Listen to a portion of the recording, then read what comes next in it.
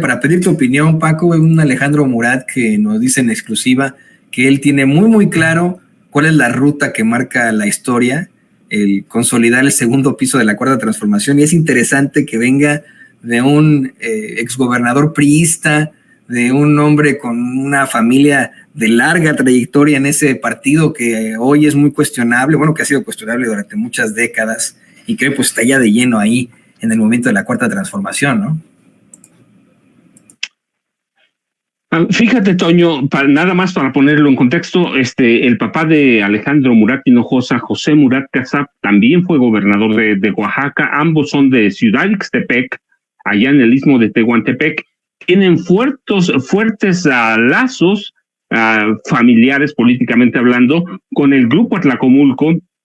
El papá de José Murat, de Alejandro Murat Hinojosa, José Murat Kassab, está casado con Aurora Alcántara, una mujer que es heredera de una de las mayores fortunas del Estado de México. Y digo de las mayores, tomando en cuenta que su familia, algunas veces lo he señalado, hasta hace un año y cachito, tuvo una inversión por lo menos de $200 millones en el grupo Prisa, que publica el periódico El País de España.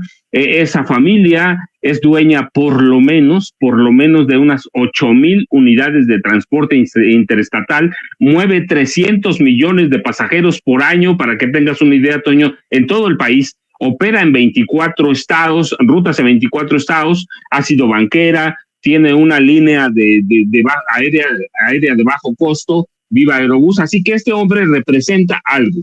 Me puede gustar o no, pero representa mucho, y él tiene muy claro, al margen de mi cuestionamiento, con lo que dice que recibieron un mandato muy claro, el segundo piso de la 4T. ¿Sí? Una persona que tiene fuertes vínculos con el viejo PRI te está diciendo muy claro lo que pasó el 2 de junio. Y eso creo que, si bien es cierto que tú y yo lo podemos entender, Vicente, mucha gente no lo entiende, que el 2 de junio hubo un mandato claro. Hay que construir el segundo piso de la 4T, y en ese segundo piso se incluyen algunas iniciativas que pueden ser polémicas o no, pero que por eso salimos a las urnas también, entre otras cosas. Porque primero, pues la del Poder Judicial. Toño, ¿quién en este país no ha sido víctima de los abusos del Poder Judicial? Un juez civil, un juez del fuero común, un juez del fuero federal, un magistrado. Nosotros hemos visto y conocemos los abusos de los ministros de la Suprema Corte, y lo que siempre ha sido una aberración cuando se creó en 1995, Toño, el Consejo de la Judicatura Federal, que preside la presidenta de la Suprema Corte de Justicia de la Nación, del Poder Judicial, es decir, es juez, es parte, es todo. Hemos visto nosotros, o conocido a través de periodistas, y yo digo el nombre de Salvador Frausto, por ejemplo, las reuniones clandestinas de Norma Lucía Piña Hernández, la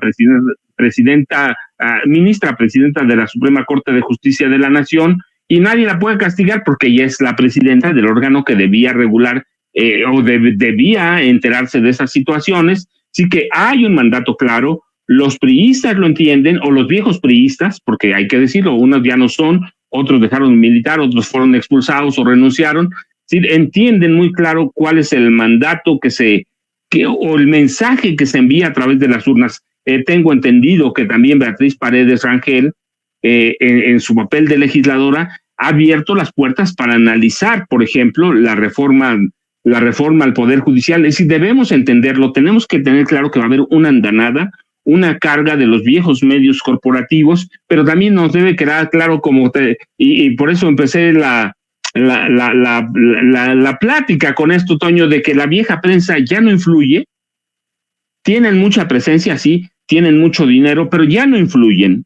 Sí, hablan como si hablaran al vacío, pero los van a mantener ahí, y tenemos que tener muy claro que va a haber una carga violenta, virulenta, contra las reformas que se plantean y que se van a tratar, analizar y en su caso aprobar o rechazar a partir del 1 de septiembre con una nueva legislatura. Así que deben tener muy claro, Toño, no solo nosotros, quien no tenga claro lo que pasó el 2 de junio pasado, está condenado a desaparecer. Lo ideal de este país es que desaparezca el PRI, un partido que está carcomido por la corrupción de raíz. Pero van a entender, yo estoy convencido que no, Toño, que no, y que no van a entender, pero tampoco mucha gente va a entender. La derecha reaccionaria, la extrema derecha no va a entender, pero el mandato es muy claro. Casi 36 millones de votos te dicen lo que quiere este país.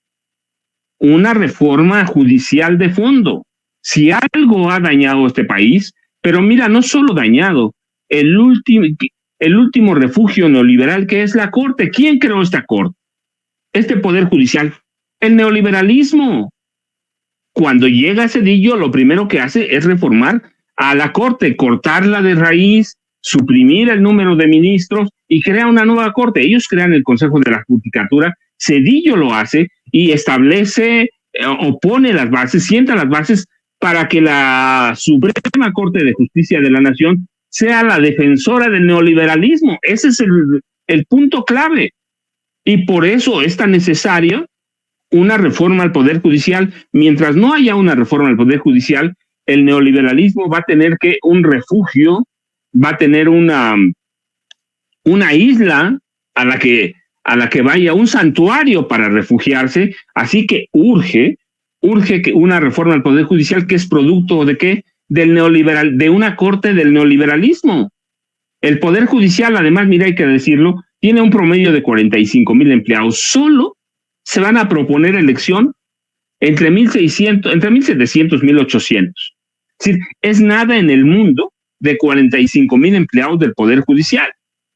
Así que quien no entienda esto está condenado a desaparecer como desaparece poco a poco el PRD, Toño, que ya no alcanza registro. Así que hay que entender el mandato, hay que entender cómo opera la Corte. ¿Para qué se fundó esta nueva Corte? Como refugio de ¿qué? De la defensa del neoliberalismo. Una Corte reformada por Zedillo, tomada por Zedillo, que mantuvieron Fox, Calderón y Peña Nieto, y que funciona para defender esos intereses, Toño. Efectivamente, y yo estoy totalmente de acuerdo contigo. Lo ideal para este país, en todo caso, es que desaparezca el Partido Revolución Institucional, que eso sí se ve factible. El PAN no tanto por todos los intereses que hay detrás y todos esos grupejos de la ultraderecha que lo sostienen, pero bueno, eso queda por verse. Querido Paco,